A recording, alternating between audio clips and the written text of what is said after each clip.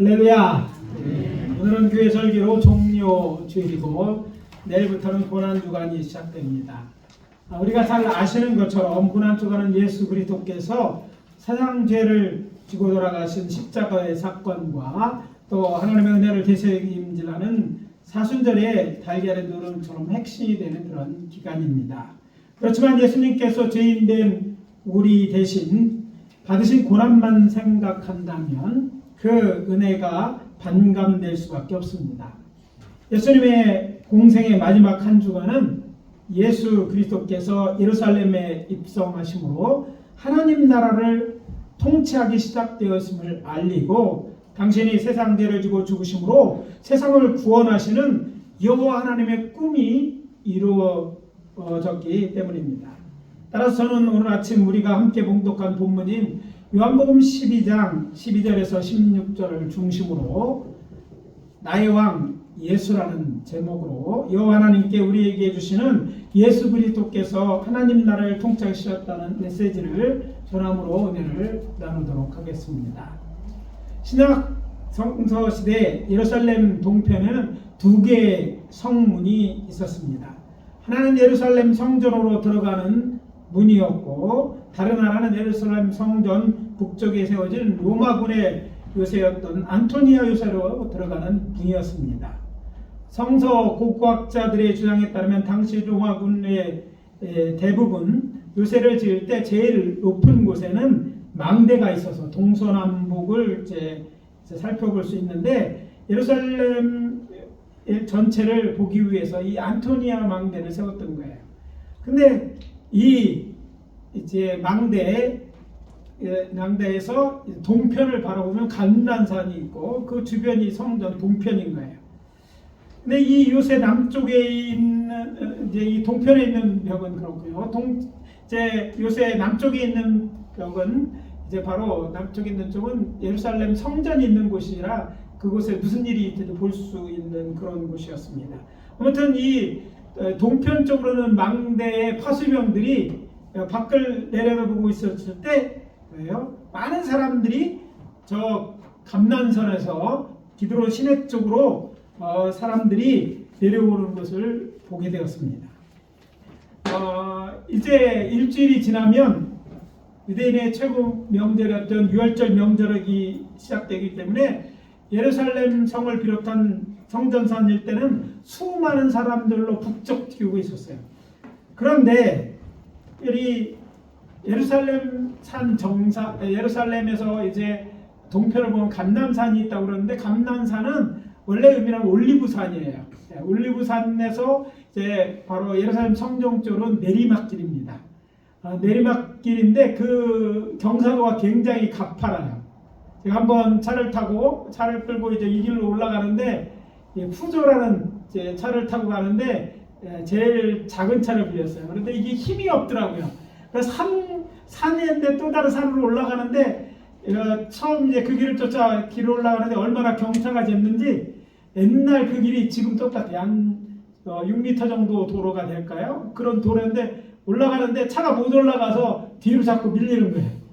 한참 밀려난 다음에 이제 다음에는 어차피 그 길은 뭐 뒤로 갈 데도 없어서 기아를 이제 놓고 이제 악셀을 막 가속해서 올라갔던 기억이 있어요. 자, 이 말을 드리는 것은요, 그 내려오는 굉장히 가파른 길이에요.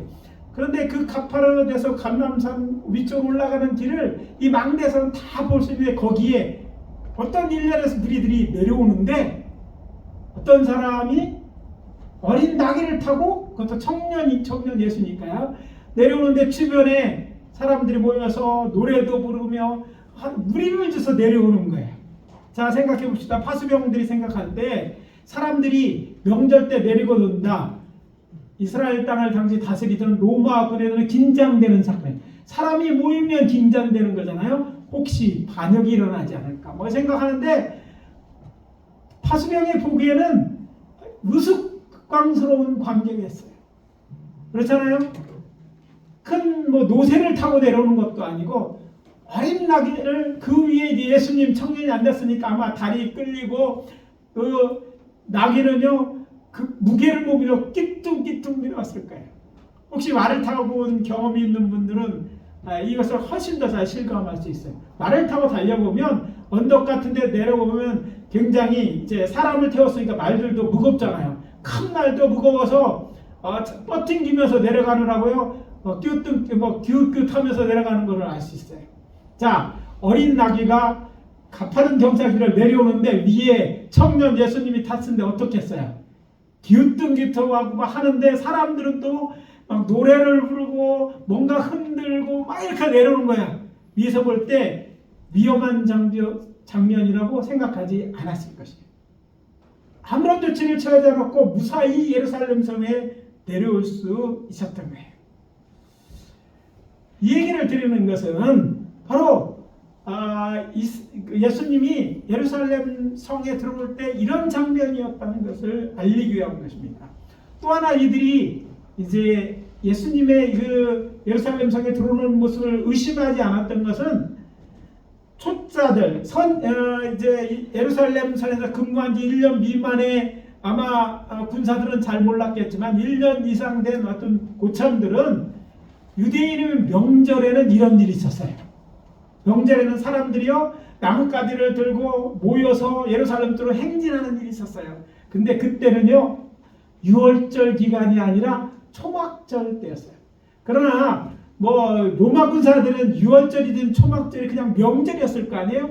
그러니까 나뭇가지 들고 사람들이 모여서 예루살렘 오는 것을 그렇게 의심스러운 눈으로 보지 않았다는 것을 알고 있습니다.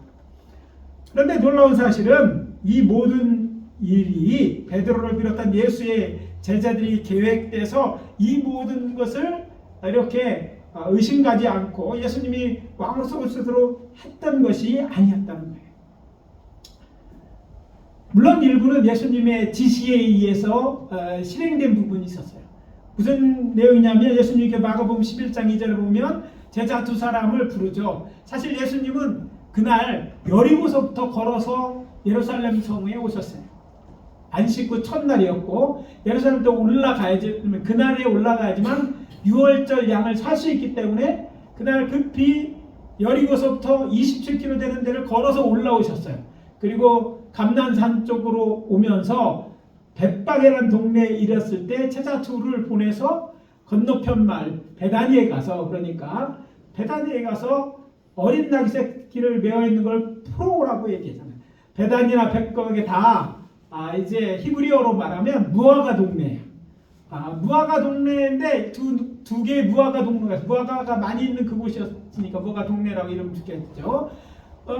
그곳에 가서 먹을 걸 가져라 이런 게 아니라 나귀 새끼를, 어린 나귀를 끌고 오라고 한 다음에 그 나귀를 타고 이거 내려오는 거예요. 자, 이런 것을 보고 또 오늘 본문에 보니까 요한이 뭐라고 16절에 증언하냐면 제자들은 처음에 이 일을 깨닫지 못하였다가 예수께서 영광을 얻으신 후에야 이것이 예수께 대한 기록된 것임과 사람들이 예수께서 이같이 한 것이 생각났더라. 그러니까 누구에게 예수님이 이야기를 나눈 것이 아니라 예수님은 계획이 있었어요. 그러니까 하나님은 다 계획이 있었는데 사람들은 그걸 제자들조차도 몰랐지만 이런 일들이 일어났다는 것이죠. 자, 요한이 누굽니까? 예수님의 12제자 중에서도 가까이 했던 세 제자 중에 한 명이잖아요. 그가 이렇게 기록했다는 것, 특히 늦게 그 복음서를 기록했는데 다른 복음서에 없다고 알았으니까 기록했는데 그런 게 없다는 것은 분명히 이것은 정말 하나님의 그 놀라운 일이었는데 너무나 자연스럽게 진행된 일이었다는 거예요. 그러면 이 일은 누가 계획하고 진행했을까요? 저는 이렇게 믿습니다. 하나님께서 이 모든 일을 계획하고 진행하셨다는 거예요.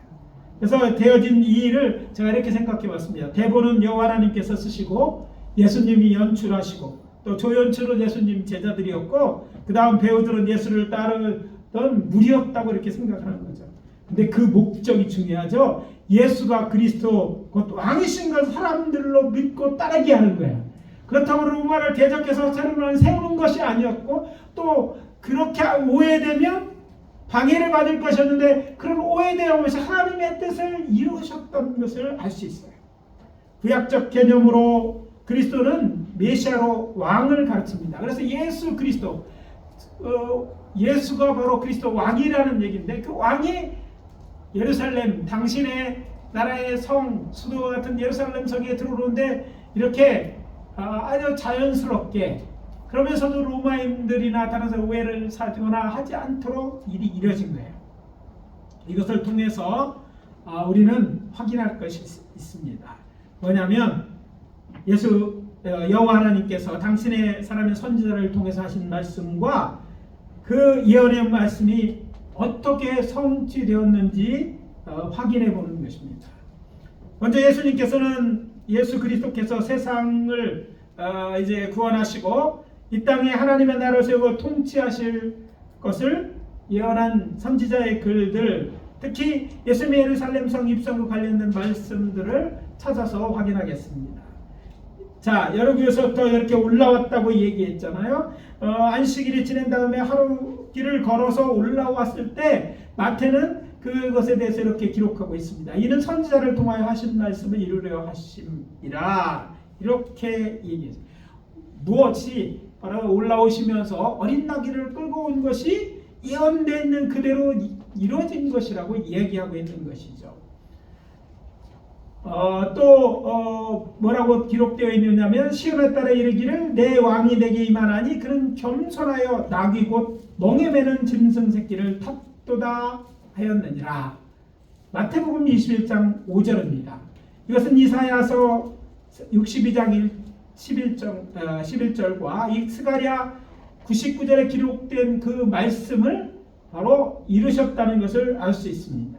먼저 이사야서 62장에 기록된 이 예언은 61장부터 기록된 거룩한 성 시온 곧 예루살렘의 영광스러운 회복을 말하면서 여호와 하나님의 말씀을 전하되 예루살렘을 구원할 왕이 나타날 것이다 예언하였습니다. 자, 원문대로 읽으면 이렇습니다. 여호와께서 땅 끝까지 선포하시되 너희는 딸 시온에게 이르라. 보라, 내 구원이 이르렀느니 보라, 상급이 그에게 있고 봉이 그 앞에 있느니라 하셨느니라. 이렇게 이사야 선지는 시온의 딸에게 이르기를 내 왕이 임한다고 예언했다는 거예요. 근데 예수님이 진짜 어린 나귀를 타고 입성하는 것은 바로 이 예언이 성취된 거예요. 그렇다면 이 예언이 성취됐다는 것은 무엇을 말합니까? 이사야에 예언된 그 메시아가 바로 예수님이시라는 것을 이야기하고, 그가 이제 그 메시아인지 알 수 있는 방법은 바로 멍에 매는 짐승의 새끼, 즉 어린 나귀를 타고 입성했기 때문이라는 것이고, 또 중요한 것은 그가 단순히 왕이 되는 것이 아니라 그의 나라가 일어났을 때 바로 구원이 이스라엘에게 임한 것을 상징하고 있다는 것이죠. 자, 본문에 있는 그 특히 이사야 말씀으로 여호와께서 땅 끝까지 선포하시되 너희의 딸 시온에 보라, 구원이 이르렀다. 예수님 메시아가 오면 구원이 임하는 것이라는 거죠. 그것은 이스라엘, 특히 유대인들에게 구원을 의미하지만 또 그 이전의 말씀을 통해서 이제 뒤에 살펴보면 모든 세상 나라 사람들의, 세상 모든 사람들의 구원을 하시는 주, 그 구원의 주가 임했다는 기록이도 한 것이죠. 그래서 우리가 예수님이 예루살렘 성에 입성하셨다는 것 자체를 우리의 사건으로 볼 수 있는 근거가 여기에 있는 것입니다. 그리고 또 스가랴서 9장 9절에 스가랴는 이렇게 예언합니다. 시온아 따라 크게 기뻐할지어다. 예루살렘에 따라 즐거이 부를지어다. 보라, 내 왕이 내게 임하시나니 그는 공의로우시며 구원을 베푸시며 겸손하시어서 나귀를 타시나니 나귀의 작은 것 곧 나귀 새끼입니다. 장차 오실 그 왕 곧 메시아는 공의로운 왕이시며 구원을 베푸실 분이라고 하면서 이렇게 얘기한 거예요. 뭐라고요? 겸손하였을 뿐이라 나귀 새끼를 타고 오실 것이라 예언했다는 것이죠. 이 말은 열왕기상 1장 38절에서 40절까지 다윗 왕이 제사장 사독과 선지자 나단 그리고 다윗을 이제 모시던 장군이었던 여호야다의 아들 분야가 그를 따르는 백성들에게 그의 아들 솔로몬을 자신의 노새에 태워 예루살렘 성 밖에서 기온 성으로 내려가서 그에게 기름 부어 왕으로 세운 후에 다시 노새의 글을 태워서 예루살렘 돌아오라고 한 명령과 비교해 볼 때 그렇습니다. 무슨 얘기냐면 당시 유대인들의 그 왕들은 말을 탄 게 아니에요. 우리가 생각하는 말은 옛날서부터 한 사람이 탔다고 생각하지만 그렇지 않습니다. 성서시대에 보면요, 한 사람 말을 타는 것보다는 마차를 통해서 탄 것이 많았고, 또 여기서 보면 이스라엘 왕들은요 이렇게 말을 탄 것이 아니라 여기 보면 노새를 탔다는 것을 알 수 있어요. 자, 우리가 노새는 뭡니까? 수탉 나귀와 암말의 교배로 태어나잖아요. 근데 이 노새는요 말과 이제 그 당나귀의 장단점을 가지고 태어납니다. 그 특징 중에 뭐냐면 힘이 세요. 그래서 장성한 노새는요 사람들이 타고 다니거나 물건을 싣는데 아주 유용하게 사용했어요. 그래서 유대인들의 왕들도 솔로몬의 왕이 등장할 때 노새를 탄 것처럼 노새를 타고 다녔다는 것을 알 수 있습니다. 그런데 예수님은 유대인의 왕이었음에도 불구하고 노새가 아니라 건장하고 튼튼한 그런 것이 아니라 어린 나귀를 탄 거예요. 발이 닿을 듯 싶었을 것 같아요. 왜냐하면 한 번도 사람이 타지 않을 노새면 좀 커야 사람이 탈 거 아니에요. 그런 노새의 어른, 그것도 30대 청년 예수가 올라탔다는 것은요, 이게 정말 그 노새를 탄 왕의 모습하고 이 어린 나귀를 타고 띠뚱거리는 예수의 미소를 비교할 때 정말 우스꽝스러운 그 광경이지만 이것을 통해서 바로 예수가 메시아인데 어떤 메시아는 겸손하신 분이라는 것을 드러내고 있다. 예수님이 얼마나 겸손하십니까? 사실 우리가 왕이 된다는 것은 대단한 일입니다. 오늘 대통령이 된다는 것도 대단한 일이잖아요. 그런데 왕이 되는 것도 대단한데 예수님이 원래 어떤 분입니까? 왕의 아들, 왕자로 태어난 것이 아니라 그보다 더 높으신, 지극히 높으신 하나님의 아들이었습니다. 하나님께서 인간의 몸을 입고 오시고 또 유대인의 한 사람의 날을 떼는데 등극하시는데 어린 날을 타셨다는 것은 그가 얼마나 겸손한지 우리는 충분히 알 수 있다는 것이 바로 이런 예언들이 성취되었음을 우리가 알 수 있다는 것입니다. 더하여 마가복음을 기록한 마가는 예수 그리스도께서 예루살렘 성에 입성할 때 많은 사람들이 자신의 겉옷이나 들에서 벤 나뭇가지를 길에 펴며 앞서가고 뒤따르면서 소리질러 호산나 찬송하리로다. 주의 이름으로 오시는 이여 찬송하리로다. 우리 조상 다윗의 나라여 가장 높은 곳에 호산나, 이렇게 찬송했다는 것입니다. 호산나가 뭐예요? 호수아나, 바로 여호와여 우리를 구원해 주옵소서, 이런 내용이에요. 구원해달라고 계속 노래하는 그런 내용이었던 거예요.